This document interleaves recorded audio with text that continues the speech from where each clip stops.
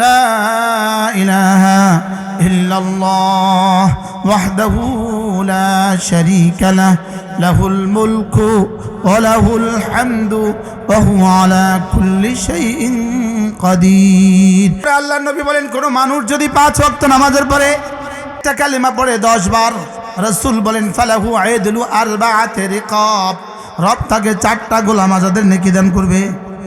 লা ইলাহা ইল্লাল্লাহ ওয়াহদাহু লা শারীকা লাহ লাহুল মুলকু ওয়া লাহুল হামদু ওয়া হুয়া আলা কুল্লি শাইইন কাদির। এই কালেমাটা কয়বার? 10 বার।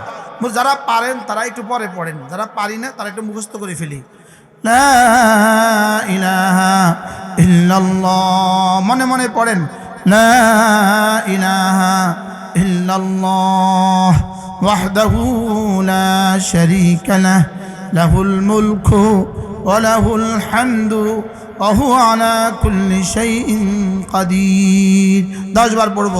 লা ইলাহা ইল্লাল্লাহ ওয়াহদাহু লা শারীকা লাহ লাহুল মুলকু ওয়া লাহুল হামদু ওয়া হুয়া আলা কুল্লি শাইইন কাদির। লা ইলাহা ইল্লাল্লাহ ওয়াহদাহু লা শারীকা লাহ লাহুল মুলকু ওয়া লাহুল হামদু ওয়া হুয়া আলা কুল্লি শাইইন কাদির। আল্লাহ, আপনি ছাড়া কোনো মাবুদ নাই, আপনি একা, আপনার কোনো শরীক নাই। বাদশাহী শুধুই তার, প্রশংসা শুধুই তার, ক্ষমতা শুধুই তার। বাদশাহী কার? হ্যাঁ, আজকের 18 কোটি মানুষ, বাংলাদেশের 18 কোটি মুসলমান মানুষ, এদের মধ্যে যদি অর্ধেক কোটি মুসলমান, যদি মুসলমান বালেগ পুরুষ যদি অর্ধেক কোটি হয়, 9 কোটি হয়, এই বালেগ নারী পুরুষ যদি এই কালেমাটার উপরে ইয়াকিন বানাইতো, তো রব কালকে ফজরের আগে আগে বাংলাদেশটাকে বাইতুল মুকাররমের খতিবের হাতে বাংলাদেশটা তুলে দিত। বলতো, ধরো যে জাতি লাহুল মুলক বলেছে তাদেরকে দিব না, কাকে দিব? যে জাতি ওয়া হুয়া আলা কুল্লি শাইইন কাদির বলেছে তাকে দিব না, কাকে দিব?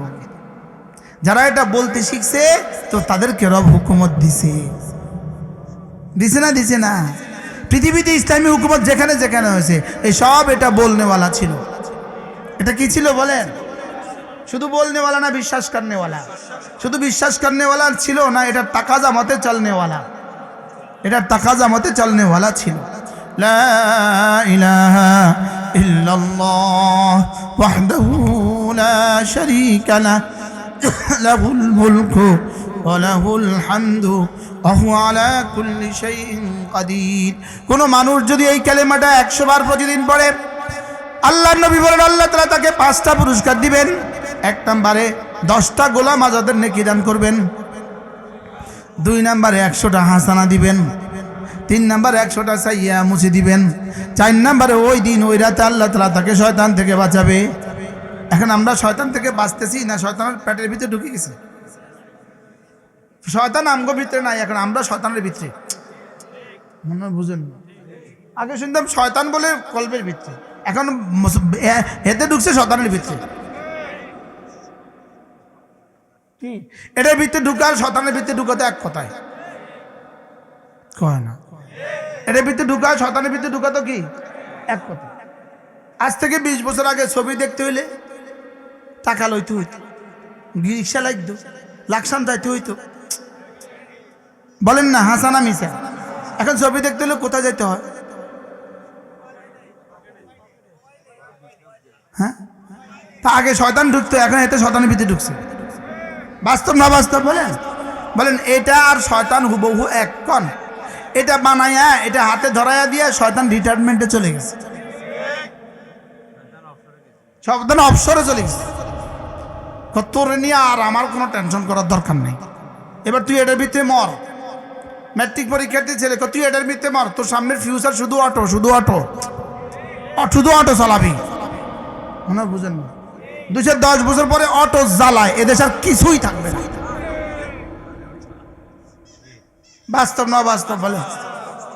এত অটো আইলো করতে শুধু অটো পাসের কারণে, এত অটো পাস আইলো করতে শুধু অটো নাশের কারণে, এত অটো নাশ হইলো কেন শুধু মোবাইলের কারণে।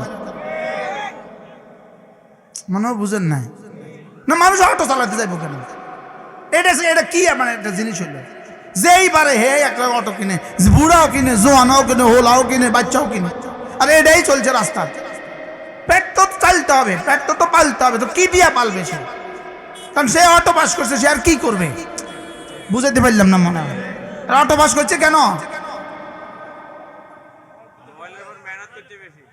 কি শুধু এটা তারা রিক্সাওয়ালা বানায় দিছে, এটা তারা সিএনজিওয়ালা বানায়। যেই ছেলে ডাক্তার হইতে পারতো সে এখন অটো চালায় কেন? বাস্তব না বাস্তব বলেন? এই জন্য উন্নত দেশে কোনো স্টুডেন্টের জন্য মোবাইল এলাও না। মালয়েশিয়ার মতো দেশে ইন্টারমিডিয়েটের আগে কোনো ছেলে মোবাইল ধরতে পারবে না, জরিমানা হবে, জরিমানা। রাস্তাঘাটে কোনো ছেলের হাতে মোবাইল থাকতে পারবে না ইন্টারমিডিয়েটের আগে। কি কি শুনলেন? আমি দক্ষিণ কোরিয়া সফরে গেলাম, রাস্তাঘাটে কারণ মোবাইলের টোন বাজতে পারবে না, শব্দ দূষণ হবে, কোনো মোবাইলে আওয়াজ হতে পারবে না। আর বাংলাদেশ এক দেশ, জন্মের পরে প্রথম উপঢৌকনটা দেয় মোবাইল। পুত্র আর কি দিতাম ধর, বাস্তব না, দর আর মর, কোন দর মর বলেন? ধর আর মর, মর বাঙালি মর, ভাতে মারবো, পানিতে মারবো, মোবাইল দিয়ে মারবো। আমাদেরকে মোবাইল সাপ্লাই দিয়া পশ্চিমা বিশ্ব কি হয়ে গেছে, মোটামুটি একটা নিরাপদ হয়ে গেছে। বা এটা মোবাইলে থাক, মোবাইলে থাকতে থাকতে এই জাতি অটো ধ্বংস হয়ে যাবে। এই জাতি কি হয়ে যাবে বলেন? অটো ধ্বংস হয়ে যাবে। যদি আমাদের মাদ্রাসা মসজিদগুলো না থাকতো এই জাতির যে কি অবস্থা হইতো? বাস্তব না বাস্তব? এই ওয়াজ মাহফিলগুলো যদি না হইতো তাহলে কি অবস্থা হইতো? আমি মাঝে মাঝে কি, আরে যদি এই ওয়াজ মাহফিলগুলো না হইতো এই আসার বেসিনেরা কি করতো? এই ফুটকা বেসিনেরা কি করতো? এই হ্যাঁ মূর্তি বেসিনেরা কি করতো? হাই রে, কত বড় রহমত! রহমত না রহমত না বলেন? আল্লাহ আমাদের সবাইকে তৌফিক দান করেন। তাহলে 100 বার পড়লে 5টা পুরস্কার, 5টা। 1 নম্বরে 10টা গোলাম আজাদের নেকি, 2 নম্বরে 100টা হাসানা, 3 নম্বরে 100টা সাইয়্যা মুছি দিবে, 4 নম্বরে ওই দিন ওই রাতে শয়তান থেকে বাঁচাবে, 5 নম্বর তার চেয়ে সুন্দর নেকি নিয়ে হাসরের ময়দানে আর কেউ উঠবে না। সর্বোচ্চ 15 মিনিট সময় লাগে। লেকিন এই সব পুরস্কার এগুলো উদ্দেশ্য না, মূলত কালেমাটাই উদ্দেশ্য। আর কালেমাটার পেছনে উদ্দেশ্য কি? আমার জাত ও সিফাতের ইয়াকিন তোমার কলিজায় বসাও। বাদশাহী শুধুই আমার, একথা তোমার দিলে বসাও। প্রশংসা শুধুই আমার, একথা তোমার দিলে বসাও। ক্ষমতা শুধুই আমার, একথা তোমার দিলে বসাও। কি জনগণের সব ক্ষমতার উৎস। এই বিশ্বাসীরা 16 বছর নির্বাসিত ছিল কেন? হ্যাঁ কেন না মনে হয় বুঝেন নাই? জনগণই সমস্ত ক্ষমতার উৎস। এই বিশ্বাসীরা 16 বছর নির্বাসিত ছিল কেন?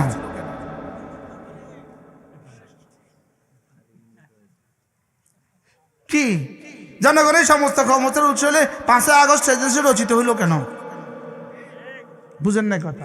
তাহলে বোঝা গেছে জনগণের হাতে কিছু নাই, সব আরশের মালিকের হাতে। সব কার হাতে বলেন? সব আরশের, সব আরশে আজিমের মালিকের হাতে। সব কার হাতে বলেন?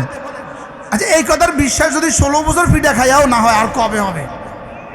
আমি ভাবতাম যদি কোনোদিন এই দল চলে যায়, ওই দল জীবনে আর নির্বাচন করতে না, যেই পিঠা খাইছে আজ জীবনে একবারও নির্বাচন করতে। আমরা তো তওবা তিল্লা করে